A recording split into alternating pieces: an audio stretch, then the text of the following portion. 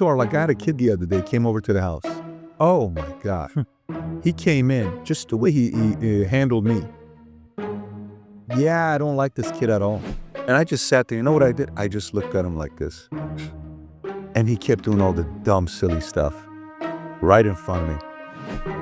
Oh, you know what he really said? You know what he was really saying there?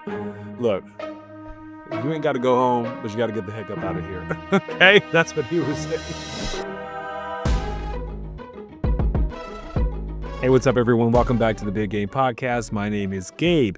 In today's video, we're going to be reacting to a clip from PBD, Patrick Bet-David, and Adam Sosnick from the PBD Podcast, in which they're talking about a very important topic in the realm of youth sports. It's not particularly about youth sports, but it's important to the conversations of coaches and players and parents and family culture, really. And so we're going to be talking about that. So let me give you a little bit of context.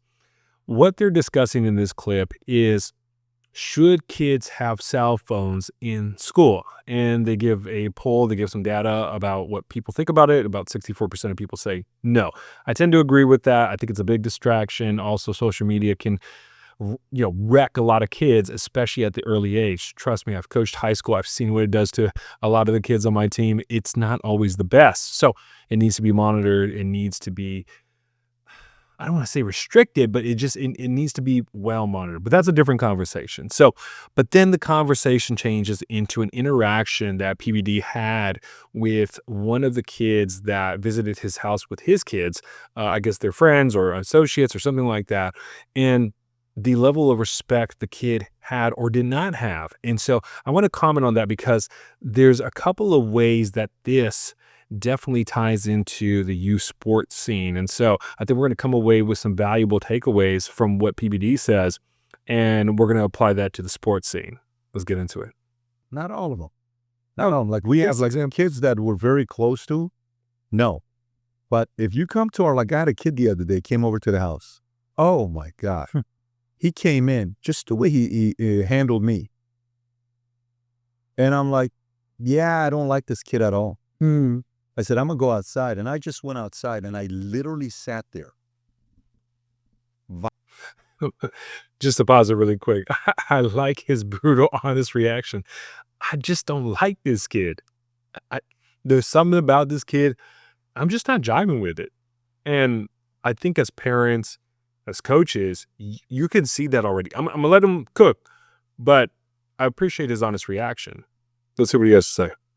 By the pool, when I have those, what do you call it? The sits, the things you lay down on. Beach bed, pool bed, whatever that. And I just sat there. You know what I did? I just looked at him like this. And he kept doing all the dumb, silly stuff right in front of me. So then. Just pause. PBD don't play. Okay.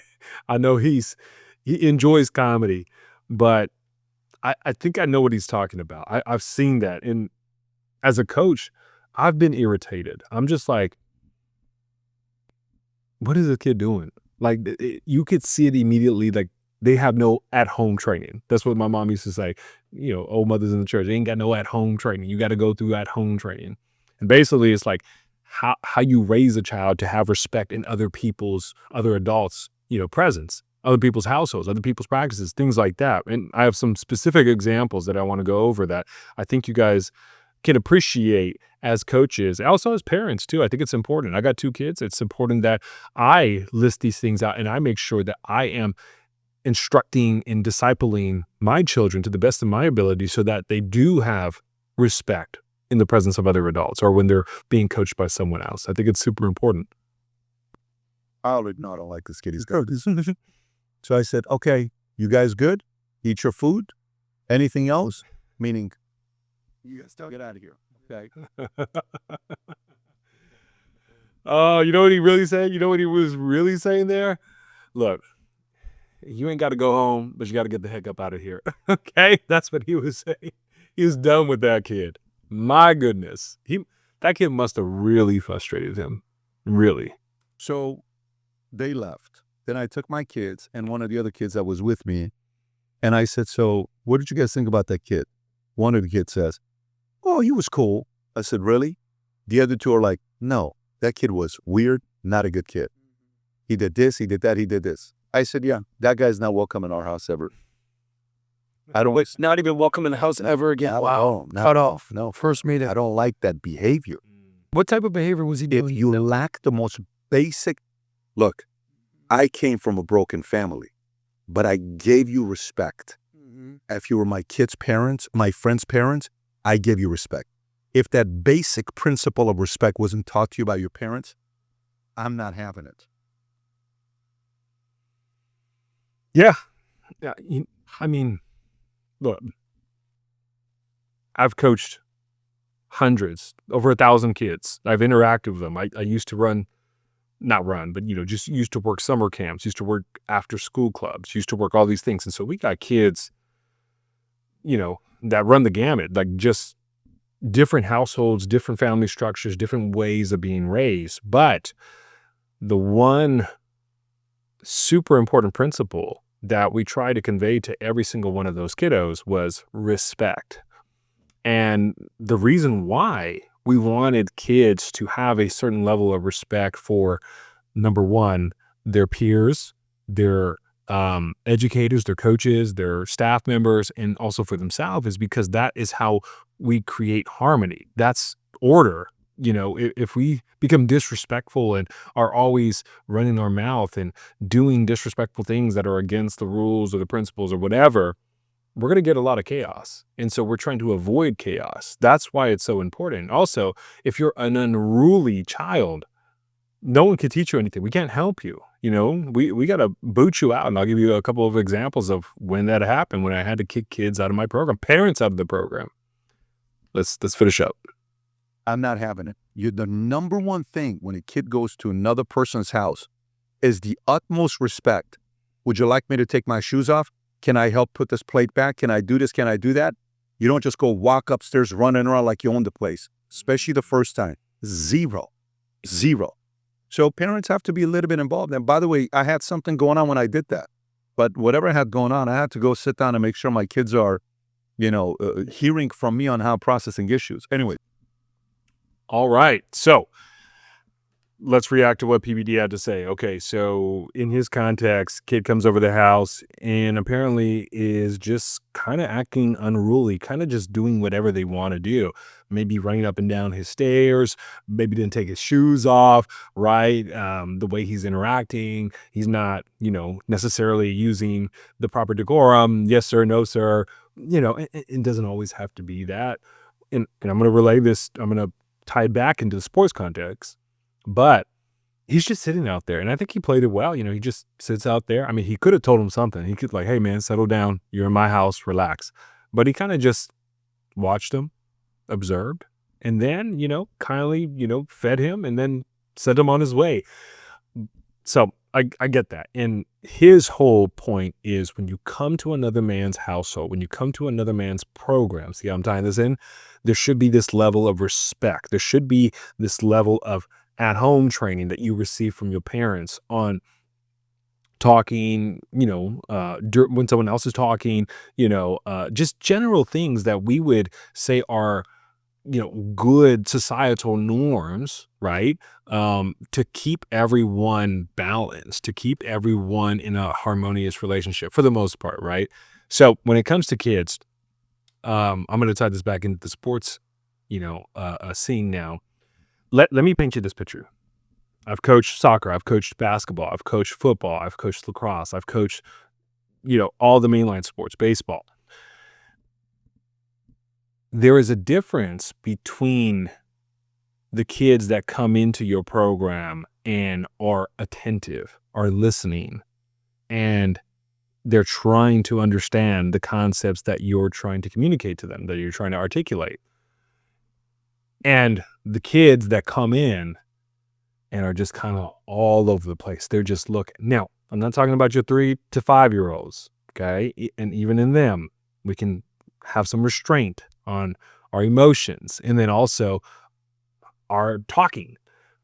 But I'm talking about even high school kids. I'm talking about middle school kids. I'm talking about elementary school kids. There's a difference between the first example and the other example. Those kids that come in They just talk. You're talking, you're trying to instruct, and they're just not listening. They're so involved in their own world that the money that you paid to come to this session, I'm talking about training or coaching or whatever, it's going to waste. Why? Because they're not getting anything, because they're undisciplined. They're just so much of a chatty Cathy. Here's one thing, and no, let me back up. There's such a difference in those two kids. And I think you can see it. And if you're a coach, you know this. If you're a parent who's just involving their kids in youth sports, you need to be aware of this, because you want your child to get the most out of the programs that they are participating in. And so you don't want them to be a distraction. You want them to be a mindful listener. I'm not saying you can never talk, by the way. That's not what I'm saying. What I'm saying is that when coach is instructing, when coach lays down the law, this is what we need to do, X, Y, and Z, as long as it's good and moral, right? So we can talk about what is good and moral later on. But as long as it is within the parameters of, the positive program principles, then we should be attentive. We shouldn't be rude. We shouldn't be disrespectful. We should be listening, right? Because this coach, this staff member has a position of authority. And what is that position of authority? Well, it's to instruct, it's to teach, it's to educate, right? And that's what I look for in a coach, right? So I want to pay them the respect that they deserve, okay? They might not be the best coach. They might not be an older coach. They might be a younger coach, but we still want to give the respect. So here's a couple of helpful tips for parents involving their kids in youth sports. Number one, the work that needs to be done is not done on the sideline. It's not done at the first day of practice. It's actually done at home from mom and dad, okay? Super important. Has to be done at home with mom and dad. What is that work? Great question. That work is instructing your child, not just once, but multiple times, on how to be respectful, showing them by example, right? Hey, Bobby, Timmy, Susie, Jan, whatever the name is. When you go to practice, we are not talking when coach is talking. I'm not saying don't have fun, but we need to be listening to coach, okay? Because we want to make his or her life as easy as possible. Because guess what? A lot of our rec programs are ran by parent volunteers that are trying to do their best. And now they got 10 to 15 to 20 kids running around. It's like wrangling in cats sometimes, right? And then some of the worst parts of that too is now when you have older kids that just have no self-control, and you're like, something didn't happen at home. We didn't get the preamble. We didn't get the speech, And then that leads into other conversations like, okay, do we send them running? Like, physical exercise can be a great motivator to learn self-control. And you know how many coaches are actually teachers, educators, influencing your children to help them to grow and to develop character? A bunch of coaches. And sometimes they don't get that from home, so they get that from their coaches. So God bless those coaches, right? Sometimes it's the opposite way, right? There's always the good and then the bad, right? So anyways, that starts at home. We need to teach our children how to respect other adults or people in positions of authority. And if you have a coach, a staff member, or whatever, they are in a position of authority. And so here's what I'm just going to tell you what I would teach my son, what I will be teaching my son. Hey, bub, Zion, when you go to class, I get it. You want to have fun with your friends, but when coach is talking, you're listening. And if you don't listen, if you get too distracted, then we need to have a conversation after practice. Or if it gets really bad and I notice that you're kind of running all over the place, I'm not going to say anything too much. I'm going to approach it during a timeout or a dead ball and be like, Coach, I need to talk to Zion really quick. We need to make sure that he is focused. We need to just balance him out really quick, right? Because I want to make sure that my son is respecting the person in charge, the person with authority. I don't want him to be unruly and just doing kind of whatever he wants. So that's number one, is we have to start at home. We got to make sure that we are not just communicating that, but modeling it as well. If you talk a big game, say, this is what you need to do, blah, blah, blah, blah, but then he doesn't see that with your boss. Oh, come on now. Come on now. I don't want to get in somebody's, kitchen sink, but like kids will see that and they'll be like, "You a hypocrite. You're a phony baloney." I mean, do people even use that expression anymore? Phony baloney. Anyways, so I think it's vital that you work at home with your children. And that's going to just produce a better functioning member of our society, right? Now, people have different tolerances. People, have different attitudes and things like that. But I think respect is a huge part. And again, this is this very specific sports example. I've had kids come to a training session, to a coach, or to a camp or a clinic, and they just talk so much. They're just undisciplined. They lack self-control. And they're ignoring everything I'm saying. And so now when we need to do the drill or we need to do the thing, they don't even know what's going on because they were not paying attention. Now I could get their attention real well and be like, "Hey, y'all need to stop talking right now or else we're going to get running." But hey, that's the old Coach Gabe. The new Coach Gabe, well, maybe sometimes we need that old Coach Gabe. But sometimes, you get what I'm saying? It's like, I'm not here to babysit your kids. I'm here to give them valuable wisdom and advice about the game that they're playing so that they can go and be the best versions of themselves. And again, yes, I'm here to help them sometimes. And I recognize that. There needs to be grace given and mercy given, right? Patrick had no mercy. He had no grace. He was like, "Get up out my house. Get up out my house. You got to go." But for coaches, we recognize those players. And how should we respond to it? Well, a couple of different approaches. You could take the Patrick approach and kind of just kick them out the house, right? It just depends on the situation. But if we're in a sports context, we might have a quick conversation at the beginning, right? And first of all, let me talk about this. We need to lay the groundwork. We need to make sure that expectations are clearly understood between parents and players. All right, first day of practice, not even practice, but just the orientation. We need to make sure we have more orientations, okay? They don't have to be long and drawn out. They need to be just quick and precise and to the point. Let me let you know what is expected of you, of your player, of your kiddo, and of me, so that everybody's on the same page.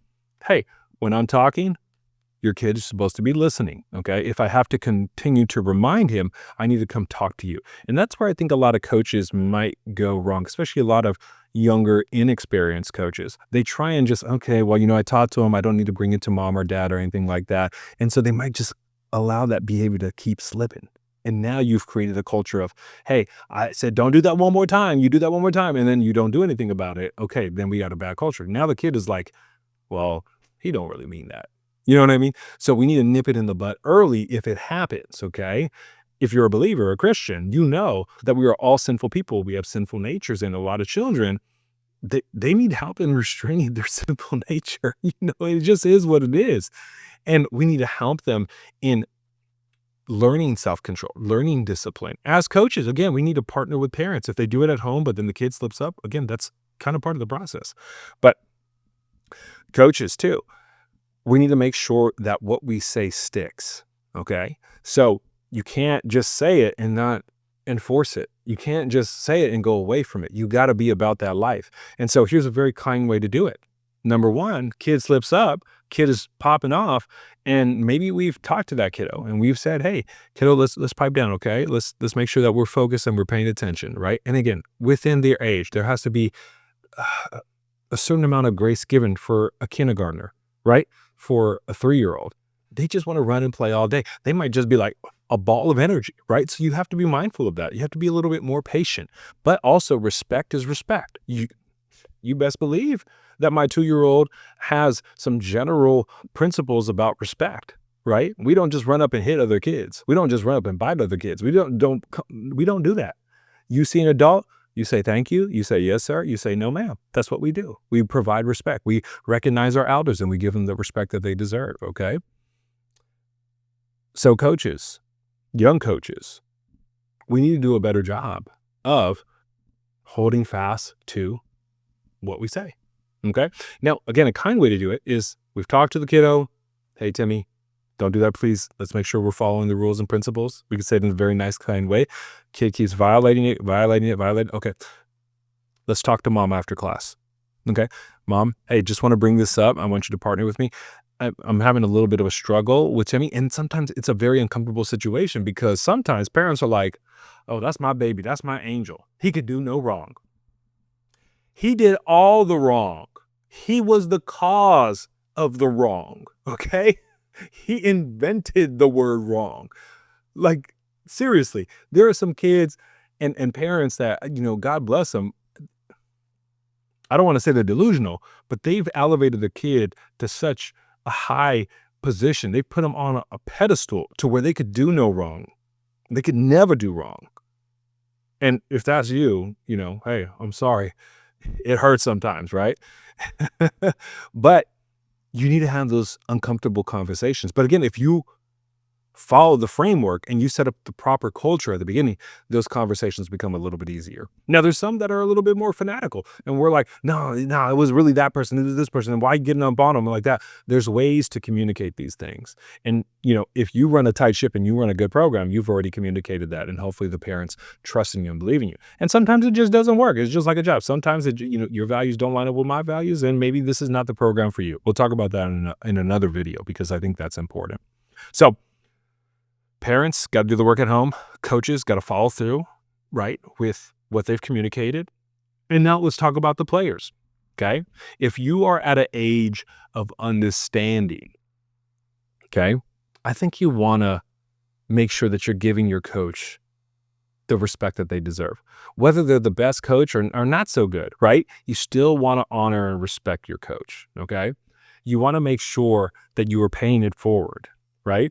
And you are being a good example, especially if you want to be a leader on the team. You want to be a captain, right? You can't be popping off in your mouth, at the mouth and, making stuff up and doing your own thing. What kind of example is that setting? And that's not what leaders do. That's not what captains do, right? Now, there's times of conflict where, maybe coach makes a call and you do the opposite of that. Okay, I get that. Maybe you see something different. But I'm talking generally about respecting what they're saying or, just staying quiet, listening, focusing up, things like that. I think those are general things that we can all agree on that are super important in the youth sports scene. Okay. So players, you have an incredible job to do. And I think that's going to speak volumes for the kiddos who do that. And guess what? Your coaches love you more. Okay. Coaches can say all day that they ain't got favorites. Oh, we got favorites. Yep. And it's typically the kids that listen the most. It's typically the kids that follow through. It's typically the kids that do the most. Okay. And it's not always, and a lot of kids say this, well, that's her favorite because she goes to her high school or blah, blah, blah, blah, blah. No. A lot of the times, I've had favorites. My favorite is the kid that does the extra work. The kid that's a dog, that's a grinder, that just gets it done and is super respectful. Oh, so easy to coach. They're so coachable. They're so easy to coach. But is that you? If not, maybe you got some work to do. We'll talk about that in another episode. And I think it's important, but I know you can get there. You just got to work on it. And if no one's told you that before, and what you see online is a bunch of rude and disrespectful kids getting clicks and getting views, you might think that that's normal. You might think that that's okay to do. You might think it's cool to troll a little bit. A lot of that stuff don't fly. A lot of that stuff is not attractive, especially if you're trying to get recruited. I'm telling you, there's lots of kids that have lost opportunities because they were undisciplined. They did not have self-control. So things to work on, things to talk about in another episode. And last example I'll give you, and these are some very simple takeaways for moms and dads, okay? And I'll use an example of mine during a training session. I'm training these kids, and we have our cones laid out. And if you know me, I'm laying my cones out to precision, right? Because it's so important to help my athlete understand the movements or the things that we're working on. And we need to make sure we have the stuff right there. And this is in lacrosse, just so you know. I've done this with basketball, baseball, football, soccer, whatever. And so we're doing our thing, we're doing our drills, and there's a sweet little 2-year-old, 3-year-old, I don't know what the age is, but it's a little kid, somewhere in the age range of my son. And Mom is right behind him. They're walking on the grass and we're doing our thing. And I see him just kind of out of the corner of my eye. He's coming towards us. And, we'll stop because we're playing lacrosse. We don't want any balls to fly at him. And so we're always on the lookout for that because a lot of people in my neck of the woods don't know what lacrosse is. And so we want to be mindful of that and protect people. We don't want to hit Granny in the head with a lacrosse ball because we were being, undisciplined with our shots, or just not having concern for any human life, just launching those things. And we could launch them pretty fast, but they're coming on over and my cones are laid out and the kid picks up my cone, not just one of the cone. He picks up multiple cones and the mom is right behind him. I'm just like, I don't say anything because look, I got kids. I get it. And it's not a big deal, but you know what's a big deal? The mom not saying anything. Now, the kid is running off with the cones to the other field, and the mom is watching him do this. And I'm like, doesn't she see that we're using those and that we're like training right here? Like, if it was my son, I'm like, hey, Bubba, that's not yours. I get it. Like, we touch it. That's fine. Cool. Go ahead and put him back. Got you. Right? Just back. Or maybe she's just totally oblivious to how this thing works in terms of sports. But her kid picks up the cones, runs off to the fields, like starts pushing them in. Look, they're not expensive cones, okay? I'm not tripping about the cones. I'm tripping about the response of the mom. She didn't tell her kid to go put it back. She just let her kid come in and just kind of like ransack the whole place. So is what's going on at home? Like, is this how we train our kids, right? To respect other people's property and things like that? That's just a very small example. I got tons of examples like that, but I'm just thinking to myself, what's not being said? What's not being communicated? Maybe we need to instruct mom and dad. That's why this episode is here, right? We're going to talk a lot about that, like how we should approach adults and coaches in particular, in the youth sports scene, as parents and as players. How should that dynamic work? Anyways, I say all that because unfortunately, the kiddo just didn't understand. I don't blame the kid. I blame the mom and the dad, especially at that early age. That's not a kid thing unless they've been instructed and they're just disobeying their parents. That's a mom and dad thing. And so now me and the kid that I'm training, we're just like looking like, hey, are they going to kind of like give us our stuff back? You know what I mean?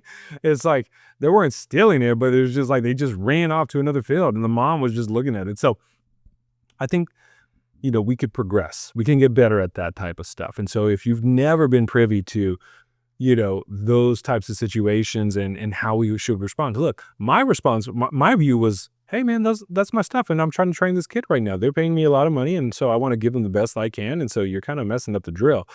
And I don't want to tell your kid anything. I'll be like, hey, Bubba, give me those back. And I've had to do that sometimes because mom and dad was not stepping up. And it's unfortunate because I don't like to get in other people's business like that. Okay. But, we have to do better. And I say this to myself because if my kid does something like that and starts to take other people's, and he's getting into that stage where this is mine. No, buddy. That's theirs. We don't touch theirs. So he could cry, he could throw a tantrum, and I'll still love him and things like that. But I have to instruct him now because if we allow that type of behavior to continue into adolescence and adulthood, I think we know what happens. I think we all know what happens with that. We've seen it, with peers, with people who we grew up with who did not have structure and discipline as much as we did in our homes. And I think that's important. So with that being said, thank you guys so much for watching the video. I really appreciate your time. Make sure that you are subscribed to the Big Game Podcast. I'm dropping episodes every week talking about everything, youth sports, and things that pertain to it. So I really appreciate your time. Hit that notification bell so you don't miss the next drop. I'll catch you on the next one.